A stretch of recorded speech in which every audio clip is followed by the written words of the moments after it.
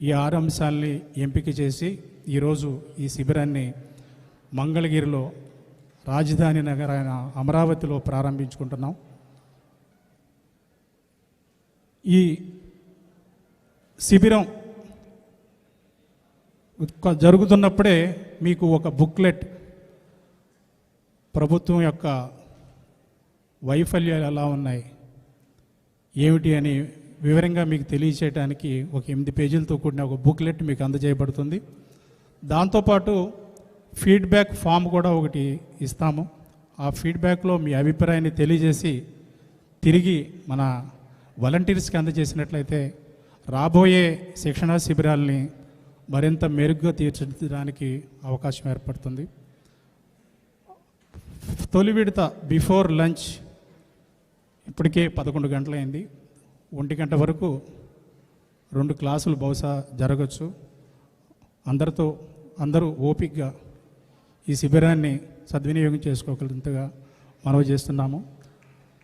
PSC సభ్యులు శ్రీ నాగబాబు గారికి స్వాగతం పలుకుతున్నాం.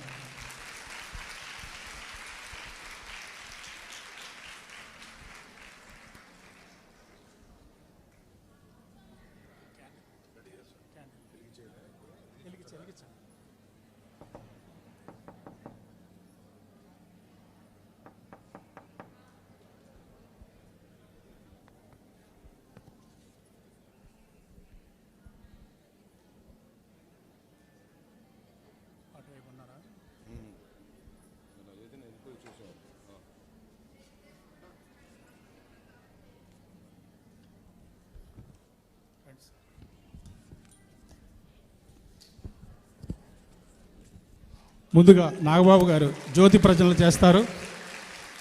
ఆయనకి సహకరించవలసిందిగా సాయి వర్షిత, అరుణజ్యోతి, దీప్తి, అంజలి ఇక్కడికి రావాల్సిందిగా కోరుతున్నాం.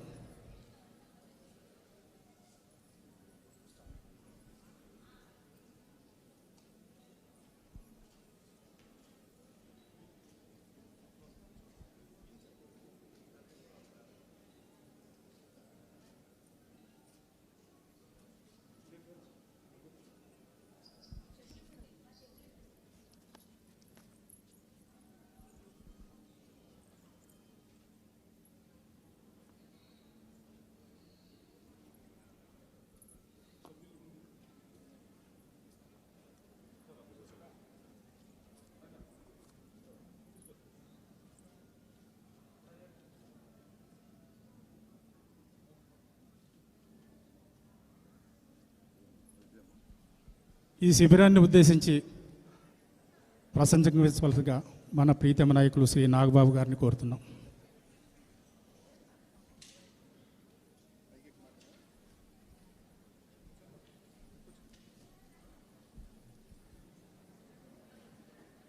జనసేన కోశాధికారి శ్రీ రత్నం గారిని కూడా వేదికను అలంకరించవలసిందిగా కోరుతున్నాం. శ్రీ రత్నం గారిని ఆహ్వానం పలుకుతున్నాం.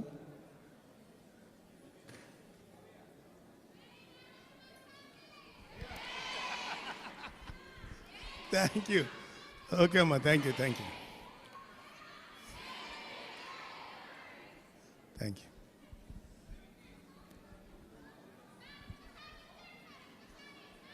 ఏం కావాలమ్మా?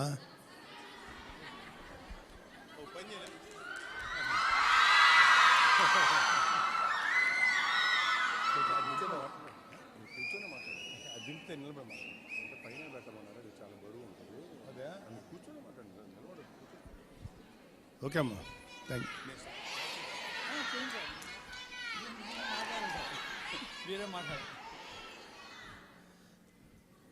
నమస్కారం అమ్మా. వీర మహిళలందరికీ నమస్కారం. చాలా చాలా మంచి స్పిరిట్తో ఉన్నారు, మంచి మోటివేటింగ్గా ఉన్నారు. మిమ్మల్ని చూస్తుంటే నాకే కొంచెం భయంగా ఉంది.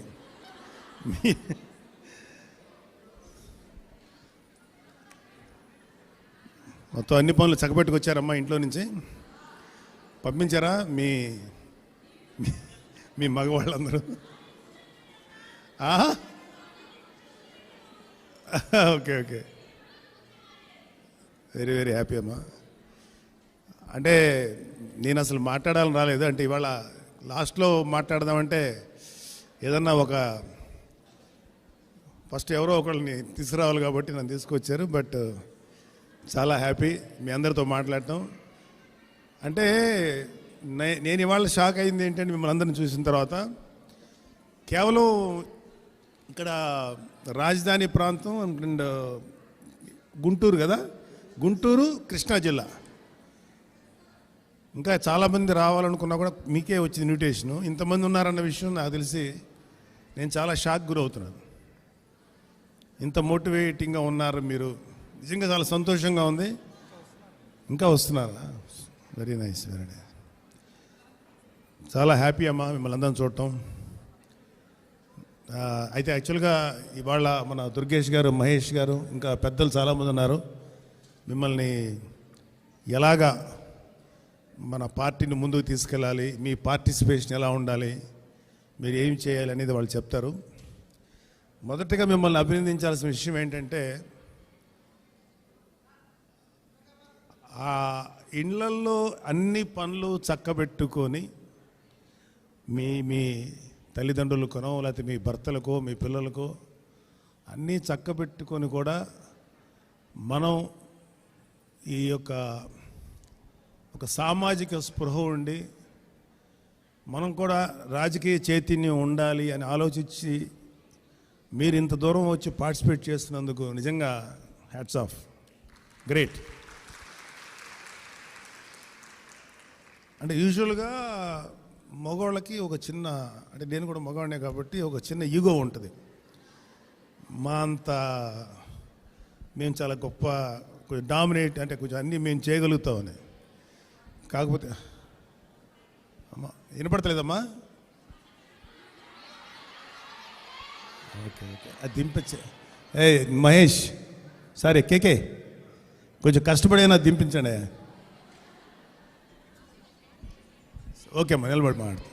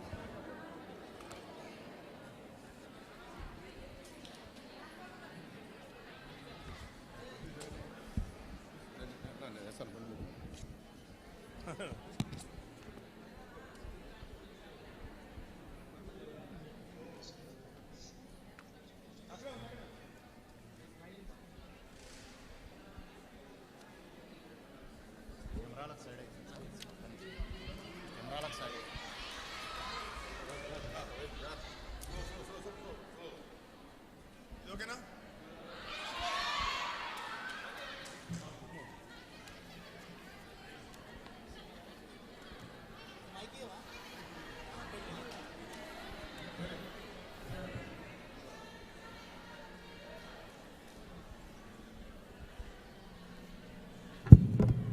హలో, ఓకే, థ్యాంక్స్ అమ్మా. ఓన్లీ నాది ఒక ఇంట్రడక్టరీ స్పీచ్ మాత్రమే, కొద్దిగా మాట్లాడతాను.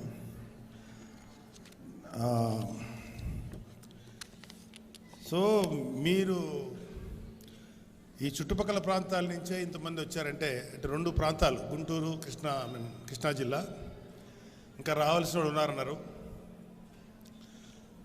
అంటే ఆడవాళ్ళకి కనుక మంచి అవకాశాలు ఇస్తే మగవాళ్ళకన్నా 100 రెట్లు స్పీడ్తో దూసుకెళ్తారని నాకు తెలుసు.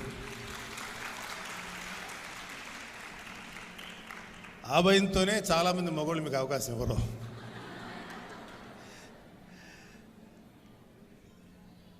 అంటే ఇవాళ మీటింగు ఎజెండా మీకు తెలుసు కదా, ఎలాగా రాజకీయంగా మనం ఎలాగ ముందుకెళ్ళాలి, అలాగే మీడియాతో ఎలా మాట్లాడాలి, ఒక రైట్ ఇన్ఫర్మేషన్ ఎలా సాధించాలి, మీడియాతో పొలిటికల్గా రేపు ఎలక్షన్ స్టార్ట్ అయిన తర్వాత ఎలా చేయాలి, మనం ఎటువంటి కార్యక్రమాలు చేయాలి, ఎలాంటి విధులు నిర్వహించాలి అని మాట్లాడతారు. వాటి మీద నాకు గొప్ప అవగాహన లేకపోవచ్చు, కానీ మనోళ్ళు మహేష్ గారు, దుర్గేష్ గారు, చాలామంది పెద్దలు ఉన్నారు, చాలా బాగా మాట్లాడతారు. సో నాకు వ్యక్తిగతంగానమ్మా నాకు మా అమ్మ అంటే చాలా ఇష్టం. బహుశా అందరికీ అదే ఉంటుంది. మా చెల్లెళ్ళు అంటే ఇష్టం, నా కూతురు అంటే ఇష్టం, నా భార్య అంటే ఇష్టం. నేను చిన్నప్పటి నుంచి ఎక్కువగా ఆడవాళ్ళ మధ్యలో పెరిగాను. ఎక్కువ మంది లేడీస్. ఇంకా మీకు సరదాగా అంటే మా చెల్లెలతోటి ఎప్పుడు దాయాలు, వామన గుంట్లో 4 రాళ్ళు పెట్టి ఆడతారు చూడండి, ఇట్లా వేసి అది అంటారు. అవన్నీ ఆడేవాళ్ళం. ఎక్కువ మా చెల్లెలతోటి, మా పిన్నమ్మలతోటి స్పెండ్ చేసేవాళ్ళు. సో నాకు అంటే వాళ్ళ సమస్యల్ని కొంచెం దగ్గరగా ఉండి గమనించేటువంటి అవకాశం నాకు బాగుంది. ఎందుకంటే నాకు ఎక్కువ మా పిన్నమ్మలతో, మా అమ్మతో, మా చెల్లెలతో స్పెండ్ చేశాం. నాకు ఎప్పుడు అనిపించేది ఏంటంటే, ఎందుకు ఉమెన్ని మనం అందరం సెకండ్ గ్రేడ్ సిటిజన్స్గా ట్రీట్ చేస్తాం? చాలామంది మగవాళ్ళు అనొచ్చు మేము ఈక్వల్ రైట్స్ అని. దయచేసి నమ్మకండి. మాకు బాపు గారు సినిమాలో ఒక డైలాగ్ ఉంది, రాధాగోపాలంలో, ఆడ మగ ఇద్దరూ సమానమే, కాకపోతే మగోడు కొంచెం ఎక్కువ సమానం అంటాడు. ఎక్కువ సమానం అంటే ఈక్వల్, మళ్ళీ ఎక్కువ సమానం అంటే ఇది మగవాడి యొక్క ఒక చిన్న డామినెంట్ మెంటాలిటీ. నాకెందుకు ఉమెన్ శక్తి మీద, ఆడవాళ్ళ యొక్క క్యాపబిలిటీ మీద నమ్మకం అంటే, ఒక్కరోజు మీ ఏ గృహిణి అయినా సరే ఈ ఒక్కరోజు ఇంటి పనులన్నీ మీరు చేయండి అంటే ఆ రోజు ఆ మగవాడికి నరకం. వాడు ఏ పని చేయలేడు. అంత డిఫికల్ట్. ఒక ఇల్లుని నిర్వహించడం అన్నా, ఒక ఇంటి నిర్వహణ బాధ్యతని నిర్వర్తించడం అంత డిఫికల్ట్. అది సమర్థవంతంగా నిర్వహించగలిగే ఏ స్త్రీ అయినా సరే రాజకీయాల్లో ఏ స్థానంకైనా వెళ్ళగలుగుతాం. అంటే ఇంటిని గనక మీరు చక్కబెట్టగలిగితే మీరున్న చుట్టుపక్కల ప్రాంతాన్ని, మీ యొక్క ఊరిని, మీ జిల్లాని, లేకపోతే మీ రాష్ట్రాన్ని, మీ దేశాన్ని అంటే ఇప్పుడు ఇంతమంది ఉన్నారు విమెన్, ఇంకొంచెం మంది ఎక్కువైతే ఒక జిల్లా అవుతారు, ఇంకా ఎక్కువ మంది అయితే 2 జిల్లాలు, ఒక రాష్ట్రం, ఇంకా దేశం. సో ఆ శక్తి, ఆ క్యాపబిలిటీ ఉమెన్కి చాలా ఉంది. సో ఈరోజు కూడా ఒక ఆడపిల్లలకి అసలు లేడీస్కి రాజకీయాలు ఏంటి అనే వ్యక్తిత్వం ఉన్న మగవాళ్ళని చాలామందిని చూసాం. కానీ ఖచ్చితంగా మీరందరూ కూడా ఇలా ముందుకొచ్చి ఇలా పొలిటికల్గా మోటివేట్ అయ్యి, మనకి పవన్ కళ్యాణ్ గారు లాంటి మంచి నాయకుడు, ఒక అద్భుతమైన నాయకుడైన ఆయన సారథ్యంలో మనం ఒక మంచి చేయాలి మన రాష్ట్రానికి అనేటువంటి ఆలోచనతో మీరందరూ రావటం నిజంగా చాలా గొప్ప విషయం. అంటే ఇవాళ ఉమెన్ ఎంతవరకు సాధించవచ్చు అనేది మనం కృష్ణా, గుంటూరు జిల్లాలు దాటి కూడా వెళ్ళక్కర్లా. ఇవాళ రాజధాని ప్రాంతంలో అమరావతి రాజధానిగా ఉండాలని అద్భుతమైన ఉద్యమం చేసిన వాళ్ళు ఉమెన్, ఆడవాళ్ళు. ఎక్కువ ప్రముఖ పాత్ర వహించింది ఆడవాళ్లే. టీవీలో కానీ పబ్లిక్లో మేము అమరావతి వెళ్ళినప్పుడు కానీ మేము ఎవరు వెళ్ళినా సరే అక్కడ ఎక్కువ మందిని ఉమెన్నే చూశాను. అలాగే ఈ రోజుకి కూడా ఇంకా ఫైట్ చేస్తూనే ఉన్నారు. ఆల్మోస్ట్ వాళ్ళకి జస్టిస్ జరిగిందే కానీ ఇంకా మన ఈ జగన్ గారు ఇంకా దాని మీద ఏదో చేస్తున్నారు. వాళ్ళు ఇంకా 3 రాజధానులు అంటున్నారు. అయినా సరే ఇప్పటికి కూడా వెనక్కి తగ్గకుండా రాజధాని ప్రాంతం అమరావతి ఉండాలని యుద్ధం చేస్తున్న మహిళా మనులు మన దగ్గరే ఉన్నారు. ఇక్కడ మీలో కూడా చాలామంది ఉండే ఉంటారు. సో మీరు అనుకుంటే మీరు సాధించగలిగేది అది ఇమాజిన్ చేయలేము. సో మీరందరూ కూడా ఇలాగొచ్చి మీరు ఇలా సాధించడం, మీరు ఇక్కడ దాకా రావటం అనేది ఒక గొప్ప అచీవ్మెంట్. ఒక రకంగా మీ ఇంట్లో మగవాళ్ళు కూడా అభినందించాలి మిమ్మల్ని, కొంతవరకు మీకు కొంచెం స్వేచ్ఛనిచ్చి ఇక్కడ దాకా తీసుకొచ్చినందుకు. వాళ్ళకు కూడా చెప్పండి, మేము మీ గురించి మంచిగా మాట్లాడాడు నా ఓపని. తర్వాత కూడా మీరు ఫ్రీగా రావడానికి, అంటే పార్టిసిపేట్ చేయడానికి కొంచెం ఒక చిన్న గుళిక వేసినట్టు ఉంటుంది. సరే, ఇక మొన్న ఎవరో ఒక ఆవిడ వచ్చింది. ఆవిడ ఒక మంచి మాట చెప్పింది. సార్, ఒక ఇష్యూ మీద ఒక ఆడపిల్లకి అన్యాయం జరుగుతుంటే నేను గట్టిగా ఫైట్ చేస్తున్నాను, గట్టిగా మాట్లాడుతున్నాను, ఒక రీజనబుల్ టోన్ తోటి, ఒక రీజనబుల్ లాంగ్వేజ్తో మాట్లాడుతున్నా, నన్ను కొంచెం డిస్కరేజ్ చేస్తున్నారు, నన్ను కొంచెం తగ్గమంటున్నారు సార్ అని ఆవిడ అంది. అంటే అగ్రెసివ్గా వద్దని. కానీ నేనేమంటానంటే, ఖచ్చితంగా మీలో ఆ యొక్క అగ్రెసివ్నెస్ ఉండాలి. కాకపోతే దాన్ని ఒక బ్యాలెన్స్డ్, అంటే మాట కానీ మీరు అడిగేటువంటి ప్రశ్న కానీ కొంచెం లిమిట్, అంటే భాషని మంచిగా పెట్టుకుని అడిగితే తప్పేం లేదు. ఎవరు ఎన్ని చెప్పినా సరే మీరు చేయాల్సిన, మీరు అడగాల్సిందిగా. ఎందుకంటే ఆడవాళ్ళు గట్టిగా మాట్లాడితే మగవాడికి చాలా భయపడతాడు. అది ఎవరైనా సరే, ప్రభుత్వం అవనండి, పోలీసు అవనండి, లేకపోతే ఏ డిపార్ట్మెంట్ అవనండి, ఏ నాయకుడు అవనండి, ఆడవాళ్ళకున్న శక్తి అది. సో మీరు ఎప్పుడు కూడా తగ్గద్దు, గట్టిగా ఉండండి. ఇలాగే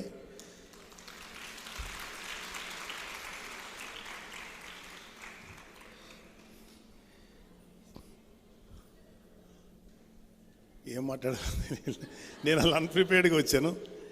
బట్ స్టిల్ కొన్ని విషయాలు మీతో షేర్ చేసుకుంటాను.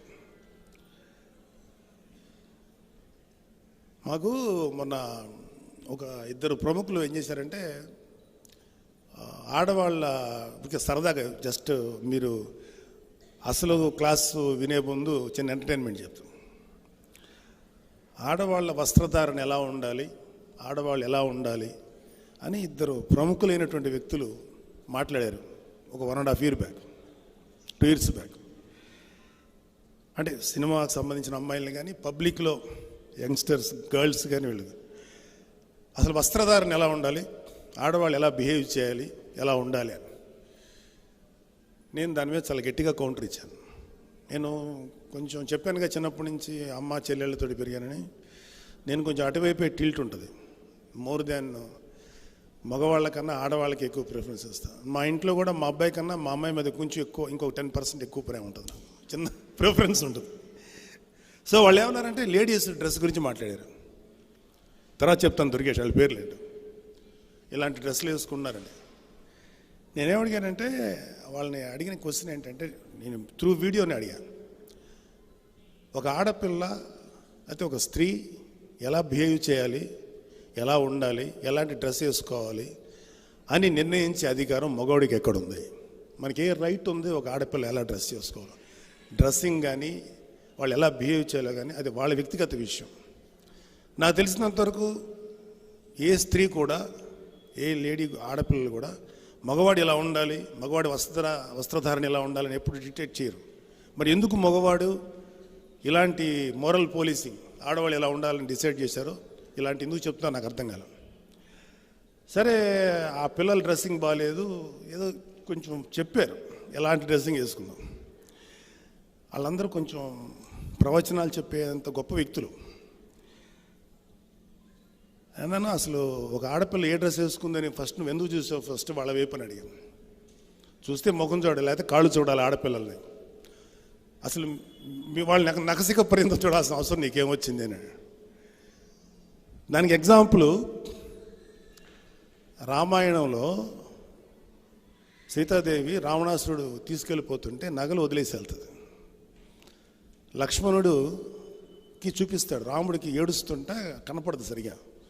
సీతాదేవి కంఠాభరణం, ఆ నడుము కట్టుకున్న వడ్డాను అవి చూపిస్తే గుర్తుపట్టాడు. నాకు తెలియదన్నయ్య, ఇది నేను నాకు తెలియదు వదిన వేసుకుందో లేదని. ఆఖరికి ఆవిడ కాలికి వేసుకున్న కడియం చూపిస్తే అప్పుడు చెప్పాడు, అన్నయ్య ఇది వదిన గారిదే అని. అదేంట్రా నువ్వు మరి మెళ్ళ వేసుకుని చూడంటే నేను ఎప్పుడు వదిన గారి మొహం చూడలేదు అన్నయ్య, ఇప్పుడు ఆవిడ కాళ్ళ వైపు చూసాను. మగవాడు అలా ఉండాలి. మగవాడు అంటే అంత మీరు రామాయణ మహాభారతం నుంచి అద్భుతంగా చెప్పే వ్యక్తులు, మీరు ఒక ఆడదానికి కాలు చూడాలి కానీ నగసిక పర్యంతం చూసి ఎలాంటి డ్రెస్ వేసుకోవాలో చెప్పడానికి మీకేం హక్కు ఉందని. సో ఇలాగా ప్రతి సందర్భంలోనూ ఈ పురుషాధిక్యం ఉంది. బట్ ఇవాళ రోజుల్లో మీరందరూ అలా వచ్చి ఈక్వల్గా ఉండి సాధించగలగటం, ఏదైనా అచీవ్ చేయటం అనేది చాలా గొప్ప విషయం. నాకు వెరీ వెరీ హ్యాపీగా ఉందమ్మా. మీకు ఎప్పుడు ఎటువంటి నా వైపు నుంచి మీకు ఎటువంటి సహకారం కావాలన్నా, సపోర్ట్ కావాలన్నా నేను ఎప్పుడు మీ వైపు ఉంటాను. సో మిగతా వాళ్ళందరూ మాట్లాడిన తర్వాత లాస్ట్లో కుదిరితే నేను మళ్ళీ మాట్లాడతాను. I'm very very happy to meet all of you. మీ పిల్లల్ని కూడా తీసుకొచ్చారు మీరు. థ్యాంక్ యూ అమ్మా. నమస్తే. అంటే ఎందుకు చెప్పానంటే how much I respect you అని. ఇట్స్ ట్రూ, మనస్ఫూర్తిగా చెప్పిన మాట. Very very happy. All the best.